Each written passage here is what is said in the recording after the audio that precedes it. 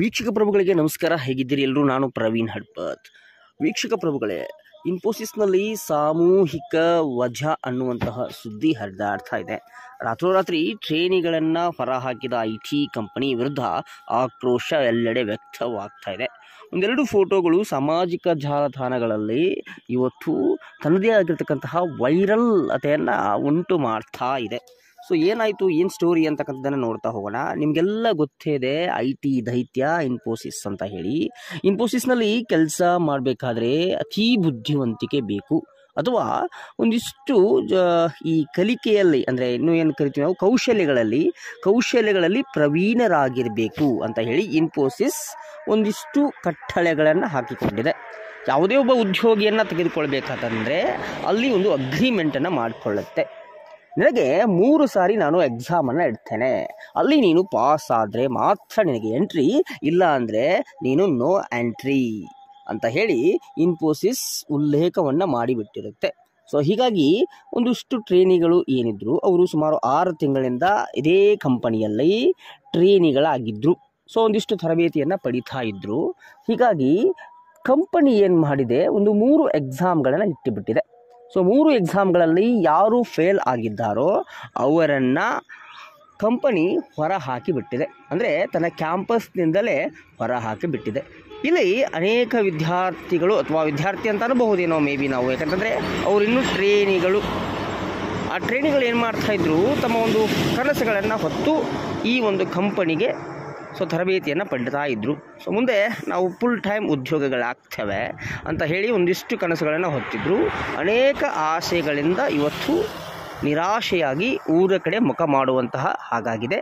So ಸ್ನೇಹಿತರೆ, ಏನು ಹೇಳ್ತಕ್ಕೆ ಇಷ್ಟಪಡ್ತಾ ಇದ್ದೀನಿ ಇಲ್ಲಿ ಅಂತಂದರೆ, ಅನೇಕರು ತಮ್ಮದೇ ಆಗಿರ್ತಕ್ಕಂತಹ ಒಂದು ಕೌಟುಂಬಿಕ ನೆಲೆಯನ್ನು ಹೊಂದಿರ್ತಾರೆ. ಮನೆಯಲ್ಲಿ ತಂದೆ ತಾಯಿ ಅಥವಾ ಬೇರೆ ಬೇರೆ ಸಮಸ್ಯೆಗಳಿಂದ ಬಳಲ್ತಾ ಇರ್ತಾರೆ. ಅವಕ್ಕೆಲ್ಲ ಒಂದು ತಿಲಾಂಜಲಿ ಬೀಳುತ್ತೆ. ಸೊ ಇನ್ನೇನು ನಾವು ಪೂರ್ಣ ಉದ್ಯೋಗಿಗಳಾಗ್ತವೆ, ಕೈ ತುಂಬ ಸಂಬಳ ಬರುತ್ತೆ ಅಂತ ಹೇಳಿ ನಿರೀಕ್ಷೆಯಲ್ಲಿದ್ದಂಥವರಿಗೆ ಶಾಕನ್ನು ಕೊಟ್ಟು ಬಿಟ್ಟಿದೆ ಇನ್ಫೋಸಿಸ್. ಅಂದರೆ ಒಂದು 3 ಎಕ್ಸಾಮ್ಗಳನ್ನ ಇಟ್ಟಿದ್ದಂತೆ. ಹೀಗಾಗಿ ಅಲ್ಲಿ ಏನು ಅನುತ್ತೀರ್ಣ ಆದರೂ ಅವರನ್ನು ಹೊರಹಾಕಿ ಬಿಟ್ಟಿದೆ.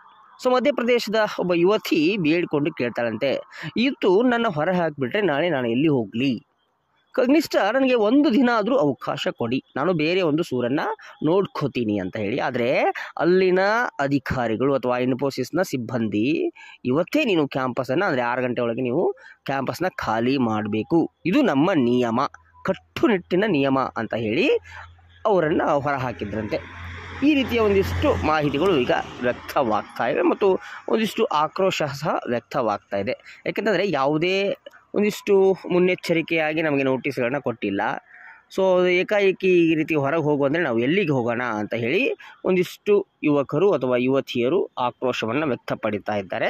ನಂತರ ಇನ್ಫೋಸಿಸ್ ಮುಂದೆ ಒಂದು ರೀತಿಯ ಈ ಏನಂತಾರೆ ಅದಕ್ಕೆ ಅಂತಂದರೆ, ಈ ನೆರೆ ಬಂದಾಗ ಎಲ್ಲ ಸಾಮಾನುಗಳನ್ನ ತೆಗೆದುಕೊಂಡು ಹೋಗಿ ಒಂದು ಕಡೆ ಕೂತ್ಕೊಂಡಿರ್ತಾರಲ್ಲ, ಆ ಥರ ಕುಂತುಕೊಂಡಿರುವಂತಹ ಅಥವಾ ನಿಂತುಕೊಂಡಿರುವಂತಹ ಒಂದೆರಡು ಫೋಟೋಗಳು ಈಗ ಹೆಚ್ಚು ವೈರಲ್ ಅನ್ನು ಹೊಂದ್ತಾ ಇವೆ.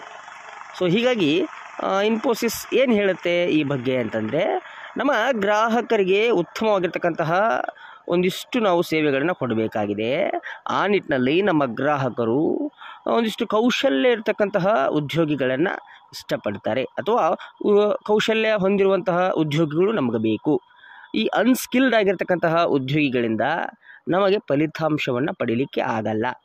ಹೀಗಾಗಿ ನಾವು ಅವರನ್ನು ತೆಗೆದು ಹಾಕಿದ್ದೇವೆ, ಅವರು ಬೇರೆ ಕಡೆ ಕೆಲಸವನ್ನು ನೋಡಿಕೊಳ್ಳಬಹುದು ಅಂತ ಹೇಳಿ ಇನ್ಫೋಸಿಸ್ ಮಾಹಿತಿಯನ್ನು ಕೊಟ್ಟಿರುವಂಥದ್ದು. ಸೊ ಸ್ನೇಹಿತರೆ, ಒಟ್ಟಿನಲ್ಲಿ ಉದ್ಯೋಗಿಗಳು ಏನಿದ್ದಾರೆ, ಟ್ರೇನಿಗಳು ಏನಿದ್ದಾರೆ, ಅವರು ಇವತ್ತು ಪೂರ್ತಿ ಬೀದಿ ಪಾಲರಾಗಿದ್ದಾರೆ. ಸೊ ದೂರದಿಂದ ಬಂದಿರ್ತಾರೆ. ಈಗ ನಮ್ಮ ಬೆಂಗಳೂರು ಸುತ್ತಮುತ್ತ ಇರ್ತಕ್ಕಂತಹ ಜನ ಅಲ್ಲ, ಬೇರೆ ಬೇರೆ ಡಿಸ್ಟಿಕ್ಗಳಲ್ಲಿರ್ತಾರೆ ಅಥವಾ ಬೇರೆ ರಾಜ್ಯದಿಂದ ಇಲ್ಲಿಗೆ ಬಂದಿರ್ತಾರೆ. ಸೊ ಏನೋ ಒಂದು ಕನಸುಗಳನ್ನು ಹೊತ್ಕೊಂಡು ಬಂದಿರ್ತಾರೆ.